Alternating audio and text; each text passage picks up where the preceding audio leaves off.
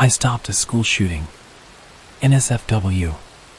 Not every school shooting gets widespread news coverage. I've checked online multiple times, and to this day I've never found a single article about the one that happened at my high school. I'm not sure how they covered it up so well. Even though there was only a single death, it certainly should have made the news. I think just about everyone has had one of those days when they just don't want to go to school. I remember it being a warm morning in late April when I was walking to school as usual. I woke up with a lot of anxiety. It wasn't the first time I headed to school with a feeling of dread. Middle school had been like that frequently. I was one of those kids who got bullied often back then. I only had a few friends at the time, but they were no help. God, I hate them for walking away whenever things got rough. Anyway, things mellowed out a lot once I reached high school. I grew 7 inches in my freshman year, putting me at nearly 6 feet tall.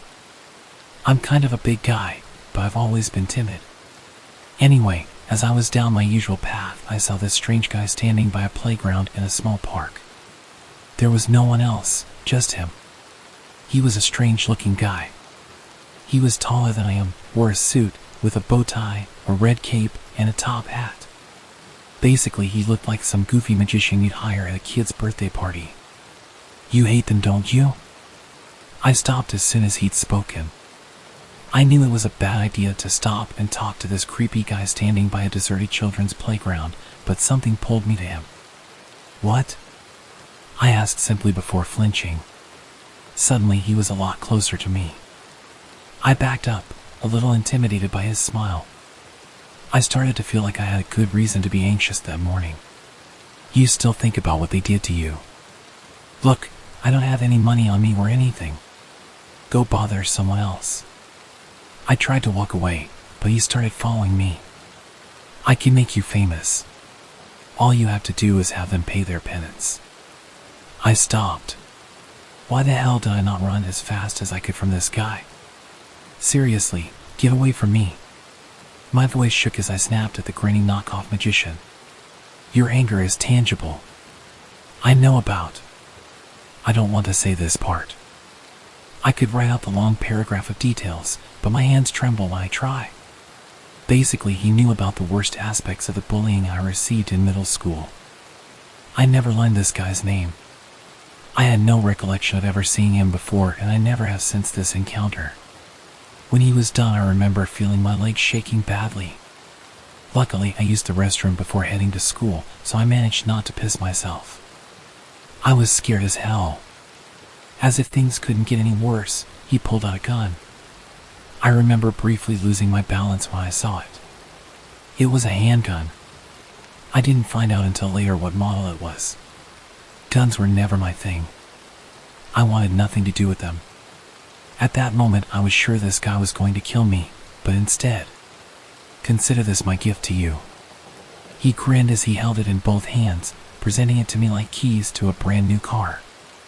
I'll never forget the feeling that came over me at that moment. I stopped shaking. I felt myself smiling. I took the gun from him, looked it over, and thanked him. I thanked him.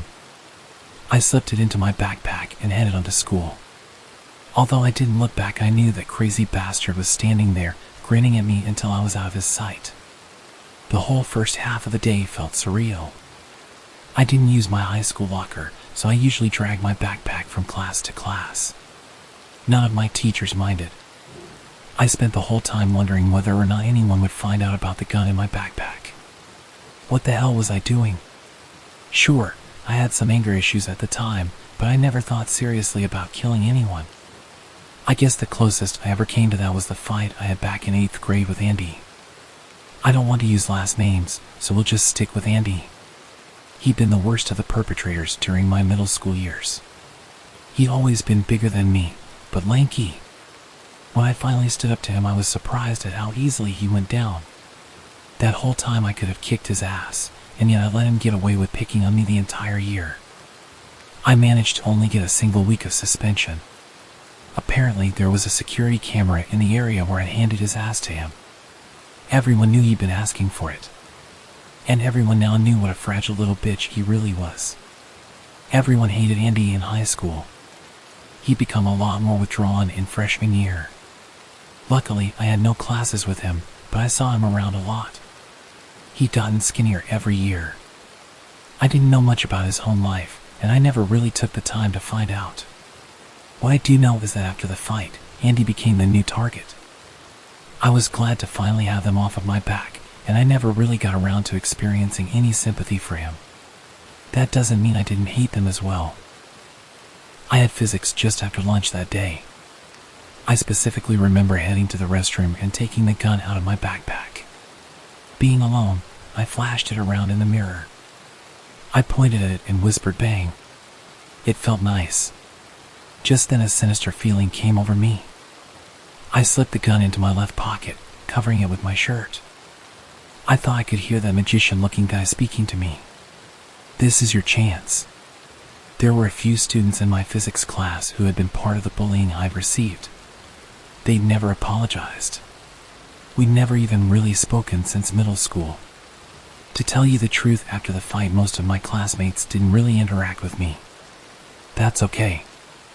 I wanted nothing to do with them anyway. I headed to physics, not really too bothered about the fact that there was a bit of a bulge where I had the gun tucked away. I remember telling myself I wasn't really going to use it. It just gave me a rush. I'd never been the risk-taking type, but today I felt like I was becoming a new man. I sit in the very back on the left.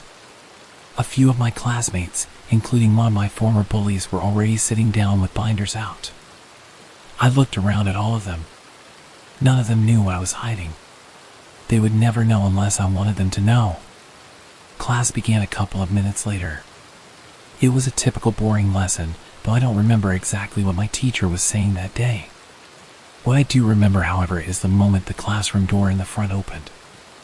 I remember that familiar, emaciated face I'd seen in the halls more often than my liking.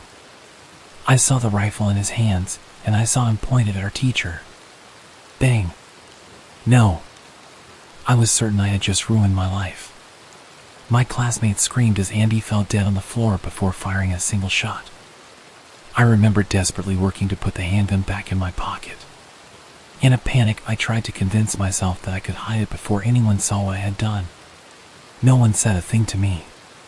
As frightened as I was at that moment, I suddenly felt like I'd broken a spell. That whole morning, I felt hypnotized by that guy near the playground. But now I was free from that nefarious desire that seemed to overtake me that day. Andy was dead. I killed him. We evacuated the classroom. Not long thereafter, my parents came and picked me up. The whole time I still had the freshly used gun in my pocket. I was completely silent on the way home. My parents tried to get me to talk, but I didn't say anything for the rest of the day. That night I headed up to my bedroom. I locked the door and took the gun out of my pocket. I checked on the computer to find out what model it was. I won't be telling you here. After that, I took an old shoebox out of my closet and put the gun in it. This all happened about a decade ago. I remember going back to class once the school reopened. No one ever said anything to me, but with the way people stared at me, gossip traveled quickly. No one ever reported me. Were they afraid to do so? Maybe they let me be for being a hero? No, I'm no hero. I could have easily been Andy. As far as I know, that gun is still in that closet in what is now just my parents' house. I've still never told them that I'm the one who stopped Andy. The other day I went back to my old town and visited Andy's grave. I still hate him for what he did to me in middle school. I even looked down at the patch of grass under which he was buried and spoke to him. Not that he could hear me at this point. I never bought a gun. I still have no interest in them. That whole morning, I had never felt so crazy in my entire life. It makes me wonder what kind of devil that was who gave it to me. Knowing what he knew about me, he must have been some sort of demon. He sure as hell wasn't a guardian angel, even though the reality is he might have saved my life. No, I don't want to think that way. I'm still in therapy for what I went through in middle school. A couple of times I almost confessed to my therapist about the foiled school shooting. I'm afraid of what the consequences would be if I did. Nevertheless, I needed to get this story off of my chest somewhere. Thank you for taking the time to hear my story. I'm starting to think maybe it's time to let my parents know what really happened. I'm hoping they can help me get rid of that damn gun forever.